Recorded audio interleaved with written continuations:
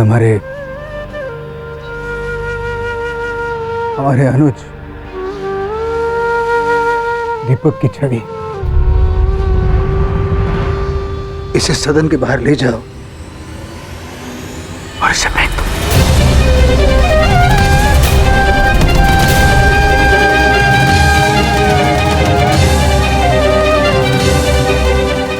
भाई साहब, सही तो कह रहे हैं। इसे सदन के बाहर लेकर जाओ और इसे फेंक दो। छुटकन बहू, आंसू गिरा है, आसमान से आंसू गिरा है। कदाचित हमारा जो अनुज है वो बैकुंठ में बैठकर रो रहा है।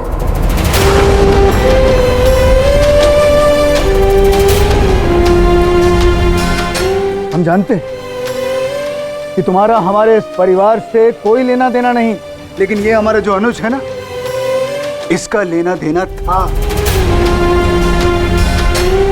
ये जो हमारा सुपुत्र है अभिषेक, ये केवल हमारा ही पुत्र नहीं है। हमारा जो अनुज है दीपक, वो भी इसे अपने ही पुत्र की तरह माना करता था। परंतु तुमने क्या किया? अरे क्या किया तुमने? अपने देवांगत पति की इच्छाओं का मान तक नहीं रखा। आज अगर हमारा अनुज इस धरती पर होता तो कितना भी आवश्यक कार्य क्यों ना हो, वो सगाई पर सही समय पर पहुंचता, सही समय पर। और तुमने क्या किया? हमारे समधी, हमारे अतिथिगण उंगली काट कर तुम्हारी प्रतीक्षा करते रहे। पूरा परिवार है ही नहीं यहाँ पर। भावना जी कहीं नजर ही नहीं आ रही है। भावना जी कब लौटेंगी? कहाँ थी तुम?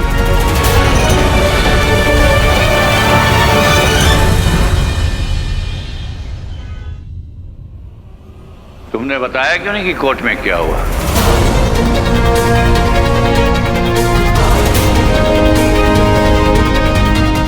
अच्छा, मैंने वो केस को खारिज करने की बात भी उठाई थी जज के सामने, लेकिन भावना जी तो बहुत इमोशनल हो, साफ साफ बोल दिया कि वो नहीं चाहते कि ये केस खत्म हो। कहीं पापा जी को कोर्ट से पता तो नहीं चल गया कि गौरव ने केस की डेट बढ़ाने के बजाय खत्म करने को कहा है?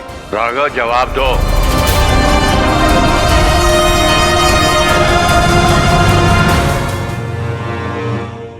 भाई साहब, प्लीज ऐसा मत बोलिए। अभिषेक मेरा भी बेटा है। भगवान जानते, मैंने लाख कोशिश की थी जल्दी आने की, लेकिन मात्र एक शब्द है, एक शब्द। इसे अगर एक बार लगाओ तो बात बनती है, अगर 2 बार लगाओ तो बहाना, और अगर इसे बार बार लगाओ तो ये असत्य हो जाता है, असत्य। और करना क्या है? बात का गूंजा बनाकर हमारे अतिथियों के सामने तुमने हमारी मट्टी पलीत कर दी। हम तुम्हारे बहुत आभारी हैं तुम्हारे। आज तो कचहरी में खूब जय जयकार हुई होगी ना तुम्हारी? इतनी देर से लौटी है तो बरसाती का केस तो जीत ली होगी। मिल गई बरसाती? मैं 1 सप्ताह बाद की तारीख देता हूँ, उस दिन आप अपने वकील के साथ कोर्ट में हाजिर होना। ये आपका आखिरी मौका है। मिली? किस तरह आज सारी बातें हमने संभाली है हमें पता है, सिर्फ हम जानते हैं। और आइंदा घर आए मेहमानों के सामने ऐसा कुछ मत करना भावना, जिससे हमें शर्मिंदा होना पड़े। हम हाथ जोड़ते हैं तुम्हारे। नहीं होगा भाभी, मैं आपसे वादा करती हूँ, ऐसा कुछ नहीं होगा। देखते हैं। ये इसे रखो।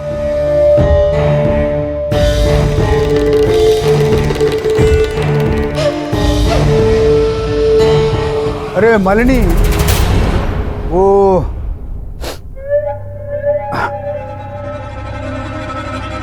हमारे कमरे में जो हमारा सामान है, उस सामान को निकालकर वो कबाड़ खाने की जो कोठरी है वहां पर लगवा दो। जी मैं सामान लगाने ही जा रही थी। भाई साहब अभी क्या कह रहे हैं? आपकी हमारी बात तो हुई थी कि उस कमरे में आंचल और मैं रहेंगे, फिर आप और भाभी। नहीं रे बाबा, रहने दो, हम रह लेंगे कबाड़ खाने में। देखो भावना, क्या है ना, शादी ब्याह का घर है, 4 रिश्तेदार आएंगे, उनके सामने तुम अपना दुखड़ा रोने बैठोगी, हमको निकाल दिया, हमको कबाड़ खाने भेज दिया। ये सब ड्रामा नौटंकी नहीं चाहिए हमको भाई। और वैसे भी हमारे बेटे की शादी है ना, हमारा बेटा, तो कायदे से हम दोनों को ही कबाड़ खाना में रहना चाहिए। भाई साहब अब भाभी को समझाइए ना। हम सामान समेटते हैं जी। भाभी प्लीज रुक जाए। भाई साहब आप कुछ तो। भाभी भाभी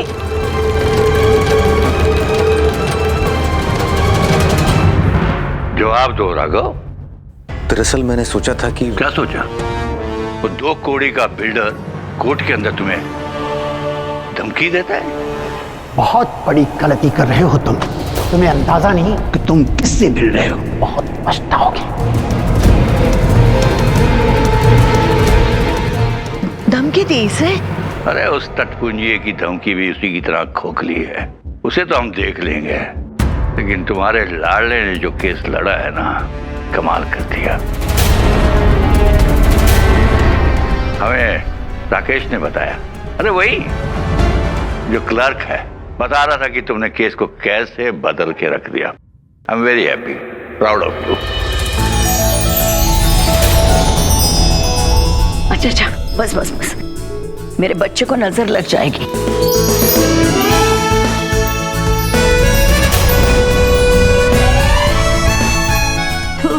थू। वाह वाह, माँ करे थू थू तो नजर हट जाएगी, और बाप अगर तारीफ करे तो नजर लग जाएगी। अरे माँ, आपके लाडले को नजर बिल्कुल नहीं लगी है। अच्छा एक काम करो, यहाँ पर भी काजल लगाओ और कसर पूरी कर लो। अरे इस तरह वकीलों के घर में रहकर डरती रहोगी तो कैसे चलेगा? मुझे तो लगा था आधी वकील तुम भी हो गई हो। वकील नहीं पापा जी, जज। ये भावना और भैया हमेशा कांड से बच जाते हैं। मुझे कोई ऐसा कांड करना होगा कि ये दोनों फंस जाएं और राघव भैया इस घर से बाहर चले जाएं। भाई साहब भाभी को मना कीजिए ना। मैं आज ही कबाड़ खाना साफ कर लूंगी और कल तक वहाँ पे अपना सामान जमा लूंगी। भाभी को बोलिए वो कुछ ना करे। उनके घुटने में वैसे ही दर्द होता है, वो कैसे रहेंगी उस कमरे में? हाँ ठीक ही तो कहा तुमने। तुम्हारी जो जेठानी है उसके घुटने में दर्द और पीड़ा रहती है, कैसे करेगी? परंतु याद रखो कि विवाह की जो तिथि है, जो दिनांक है, वो पास आ रहा है।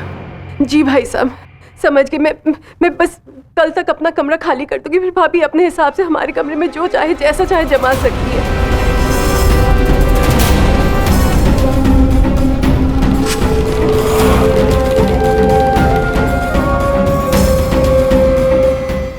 चल बहुत सारे काम है बेटा, चल जल्दी चल।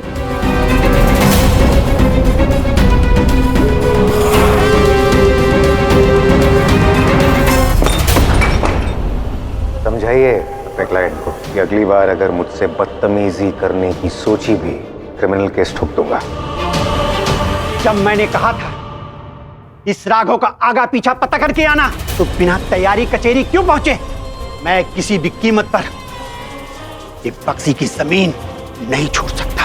अगर जमीन मेरे हाथ से चली गई तो मैं रोड पर आ जाऊंगा और तुम सभी भूखे मरोगे, भूखे। सर मैं जान लगा दूंगा, लेकिन वो वकील, उसका अलग ही कॉन्फिडेंस है। पता नहीं अगले हियरिंग में कौन सा तीर छोड़ेगा। अगली हियरिंग तक पहुंचेगा तब ना।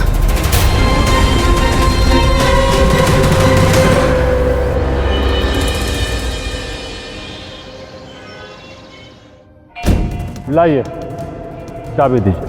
आपके गजदर को अपने छाती से लगाकर रखेंगे, ईमान कसम अपना समझेंगे। आरती की जो थाल है उसे सजा के रखना। आज भानु जो है अपना गजधर लेकर ही अपने सदन में लौटेगा, समझी?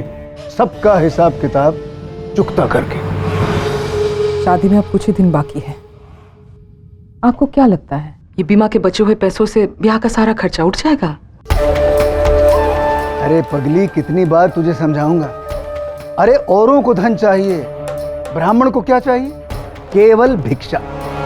एक बार हमारा गजदर वाहन हमारे सदन में वापस लौट आए, आगे के जितने भी कार्य हैं सब पूरे हो जाएंगे।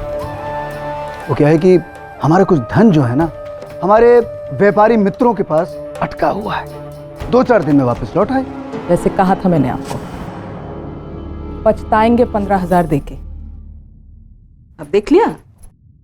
पूनम कह रही थी भावना का वकील आया ही नहीं। जी हाँ, अब बताइए गया कहाँ 15,000? आए नहीं?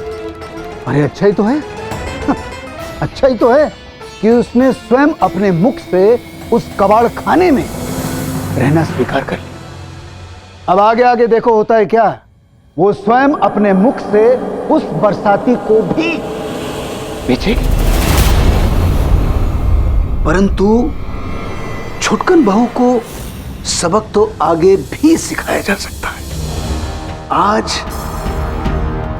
आज बारी है उस खान की।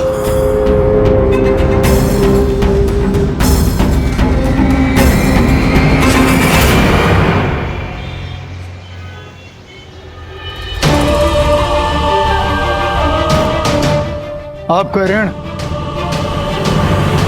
क्षमा कीजिएगा, एक बार पुनः गिन लेते हैं। अफजल खान, दोस्ती का मान नहीं रखा तुमने, जो किया सर्वथा अनुचित। हम दोनों का कितना पुराना संबंध है, कितना पुराना, लेकिन जो चाल तुम चल गए सही नहीं थी। बिजनेस की बात है भानु भैया, अब क्या करें, हो जाता है। अब पुरानी बातों पर मिट्टी डालिए, भूल जाइए उसे।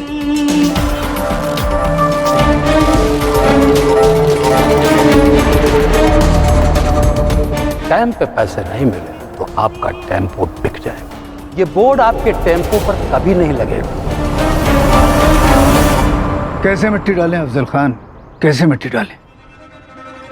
आंख का बदला आंख, खून का बदला खून, और इज्जत पर कीचड़ डालने वाले का बदला कीचड़। ठीक कह रहा हूं ना मैं?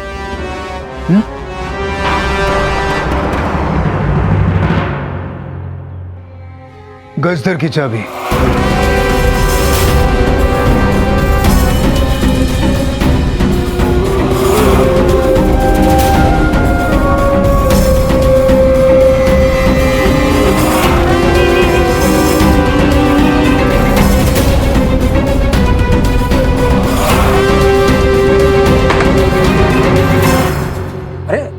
भाईजान आप लोग बैठिए, ये सब बातों पे ध्यान मत दीजिए, आप बैठिए बैठिए। माफ करना अफजल भाई, हम ऐसे किसी आदमी के यहाँ रिश्ता नहीं कर सकते जो दूसरे की इज्जत नहीं करता हो।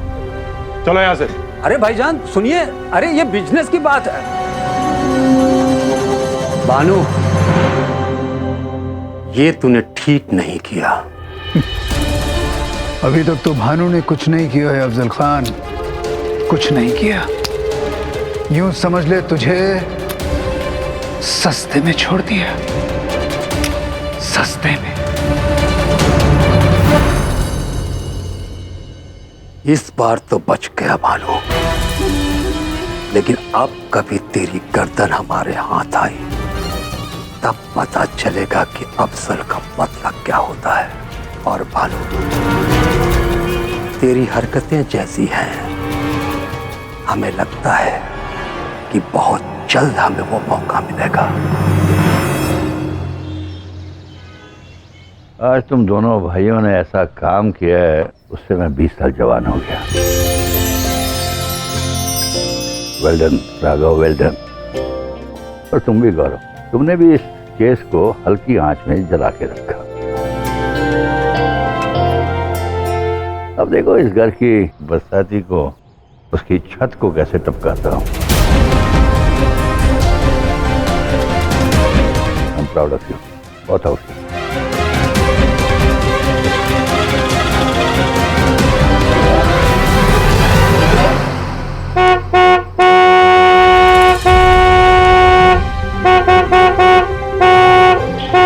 लगता है कोई पागल हो गया है।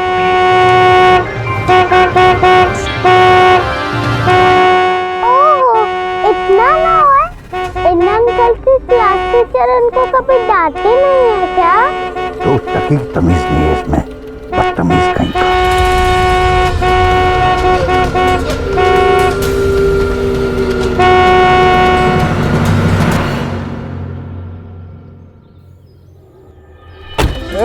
जय महाकाल।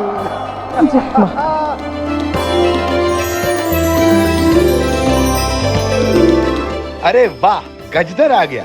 भैया आज तो पटाखे फोड़ेंगे। हाँ हाँ, अवश्य फोड़ेंगे, अवश्य फोड़ेंगे।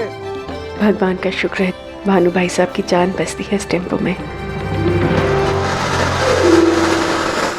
अरे अमित क्या कर रहा है? उसे दिखाई नहीं देता क्या कि इतनी छोटी गली है, किसी को भी लग सकता है? ये दिमाग में तो भूसा भरा हुआ है ना, इससे क्या उम्मीद कर सकते हैं हम। लेकिन ये तो कॉमन सेंस है पापा जी, एक्सीडेंट भी हो सकता है। बेटा वो इनको कौन समझाए अब।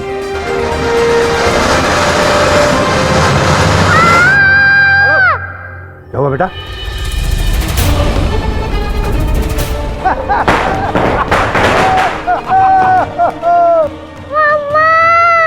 हाँ भैया बहुत पटाखे हैं। हाँ चलो चलो, एक और एक और। अरे क्या हुआ तुझे? कैसे लग गया?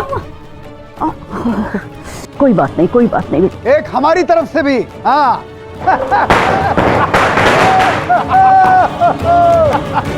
क्या बात है। अमित भैया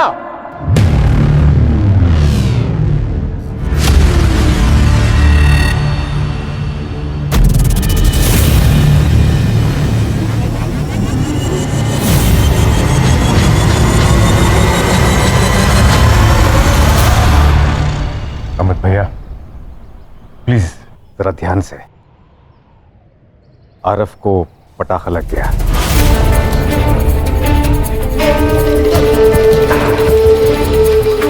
आलू को लग गई, जल रहा होगा उसे।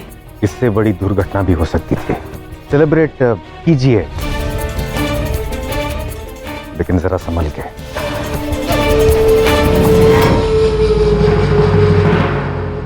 राघव भैया, हम तो बीच सड़क में पटाखे फोड़ रहे हैं, अब आपके बच्चे को लग गई, इसमें उसकी बदकिस्मती है, क्या कर सकते हैं।